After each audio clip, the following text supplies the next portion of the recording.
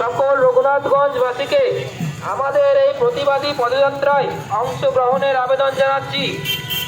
বাংলাদেশে হিন্দুদের ওপর যে অমানবিক বর্বর অত্যাচার, হিন্দু ঘরবাড়ি লুট, অগ্নিসংযোগ, ধর্ষণ ও ইস্কন সন্ন্যাসী শ্রী চিন্ময় কৃষ্ণ প্রভুকে অবৈধভাবে আটক ও ইস্কন সমাজের ওপর আক্রমণ ইত্যাদি বন্ধের দাবিতে আমাদের